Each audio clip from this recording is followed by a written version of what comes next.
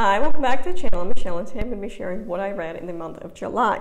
So the majority of what I'm going to share you is nonfiction. That's just my preferred reading area that I like. But the first one is fiction that I'm going to share, and this was for my church book club. I'll put a picture up here because we read it online using the Hoopla app, so it was a digital book. It's called In His Steps. And this was just a book about kind of the What Would Jesus Do movement.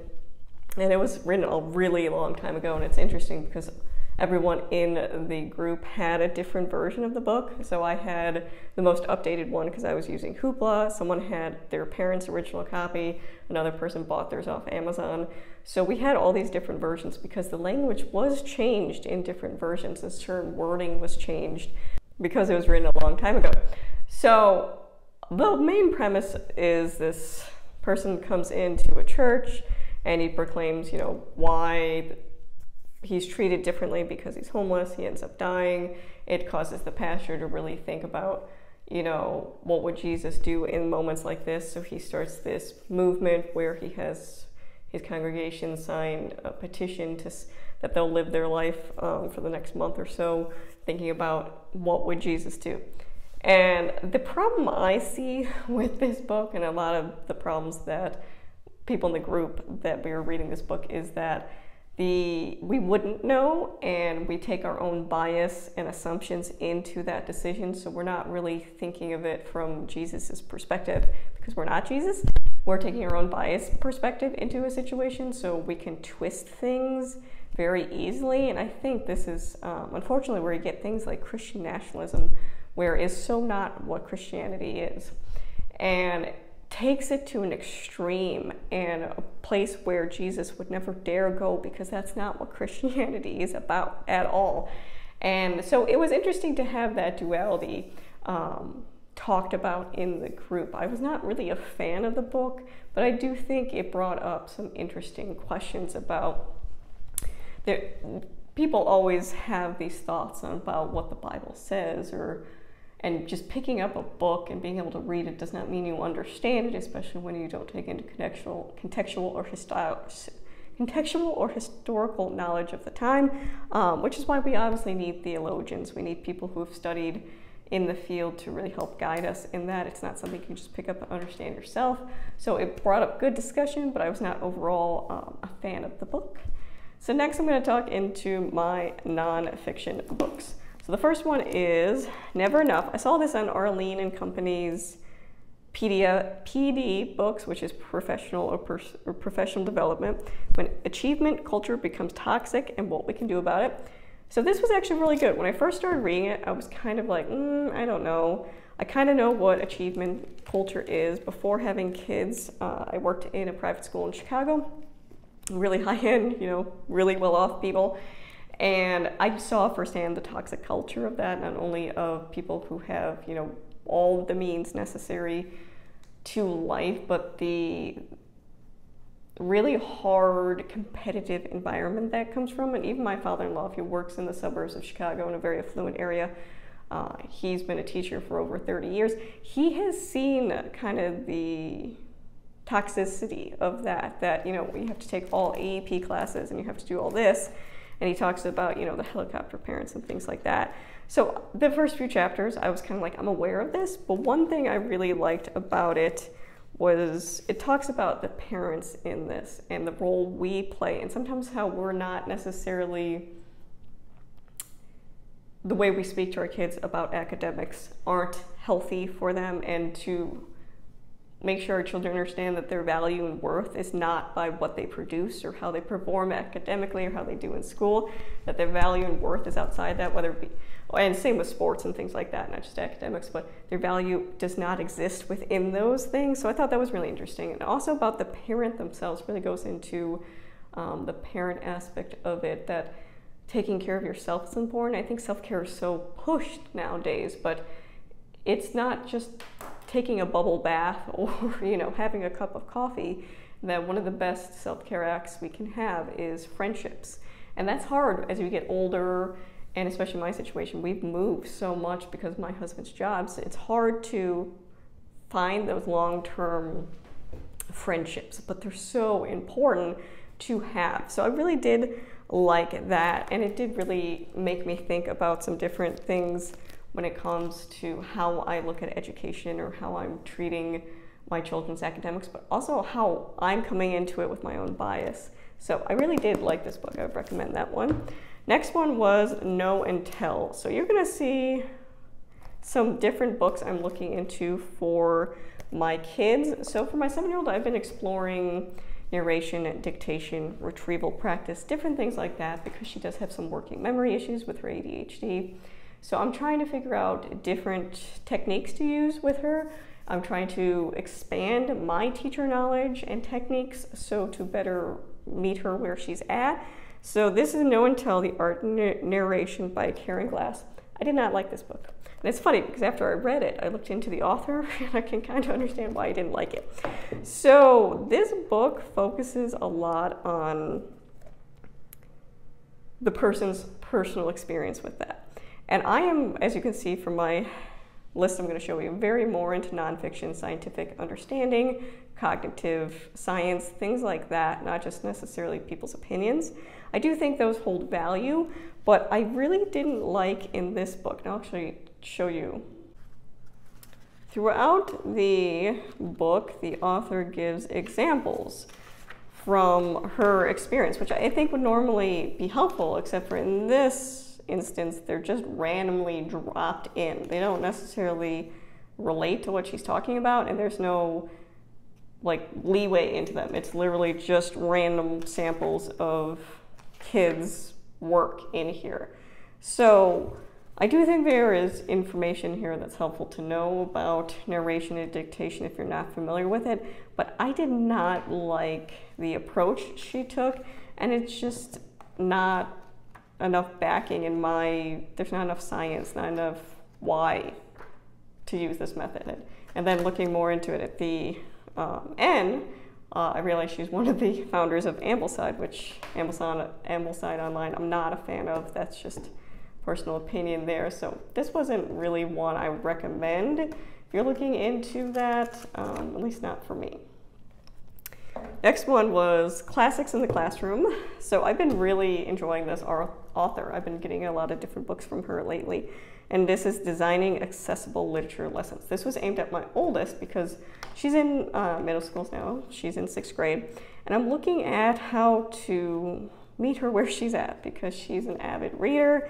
And I was specifically looking at the classics because that's something I do want to cover in the middle school, high school years, and how best to approach that. Because I don't like the dumbed down versions of a lot of things I've been seeing, especially with this as a child who's really naturally does very well in English language arts, that I wanted something that'd be more challenging. But as someone who hadn't read a lot of the classics, I mean, I took the required classes in high school, but we are very much using, Spark Notes, that type of stuff. I want to dive deeper in that, and in order to do that, I have to educate myself on the classics first and how to approach teaching the classics, which I think was really helpful on this. So it talks about the importance of vocabulary, and I talked about that a little when I was talking about, in his steps.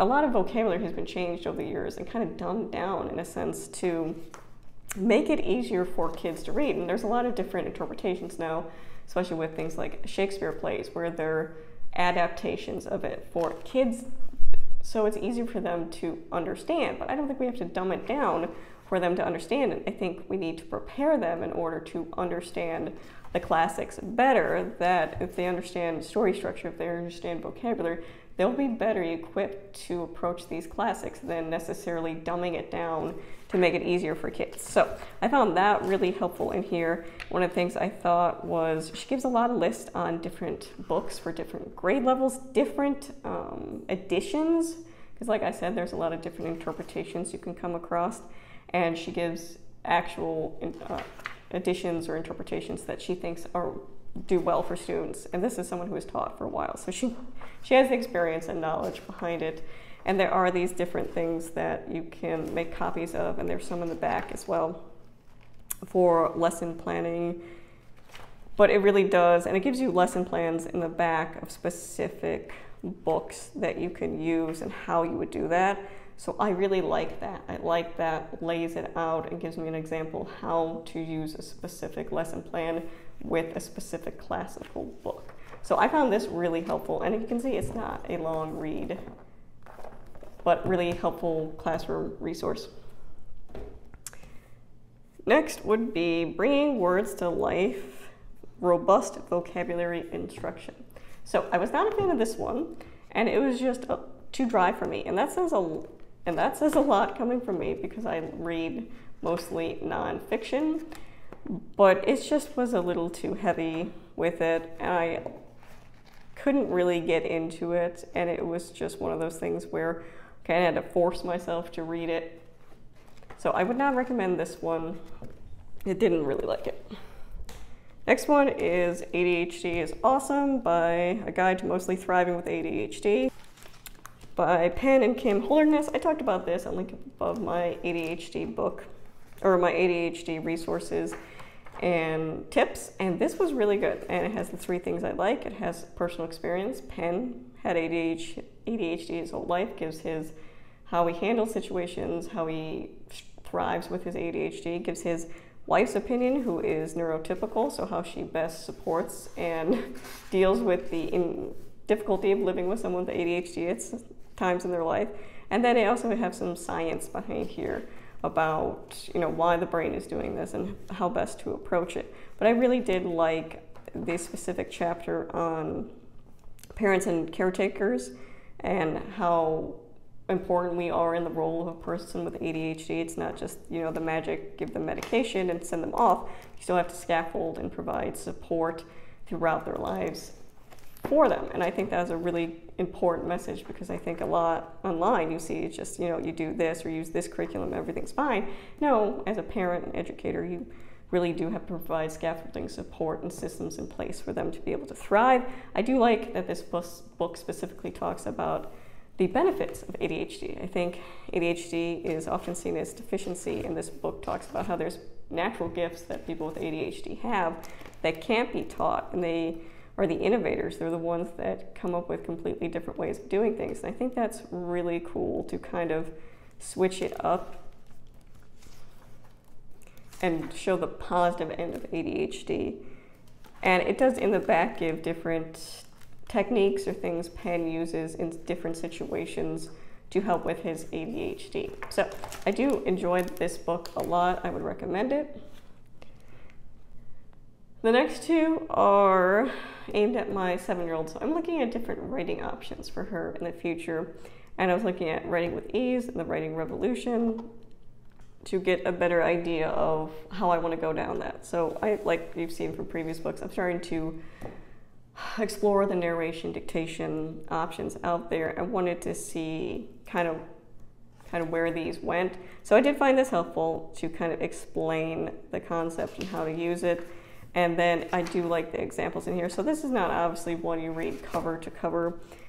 So I looked at year 1, year 2, how I would do it, the instruction for it, to see if it's something that I think would fit for my 7-year-old and what I would have to implement. So I did find this helpful, and same with the Writing Revolution, which I know they just came out with a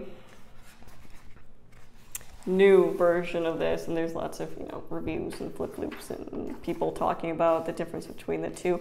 But I did find this helpful as well to learn about it. And it's funny because I do think some of the techniques in here I've seen in other curriculum, just not necessarily this specific tech, like the step-by-step. Some of the things I've seen in core knowledge in 3rd grade and even in the preschool years is scaffolding, very similar to some of the things I saw in here, which I thought was interesting. So even though we haven't technically used this specific technique, we've used something similar to it in the past. So I thought this was really helpful to look at where we're going in the future for writing, because I already know where my 11-year-old is. She's easy to figure out. It was trying to figure out what to do with my 7-year-old. But this was really helpful and helped me kind of gauge where we're going to go in the future and why this methodology specifically works and the reasoning behind it. So that is everything I read for July. If you have any specific questions about anything, leave them in the comments below. And as always, if you have any book recommendations, leave in the comments below. I'm always looking for more books to add to my list. I do prefer nonfiction, but I'm open to other things as well. So if you have any questions, leave them down below. If not, thank you for watching.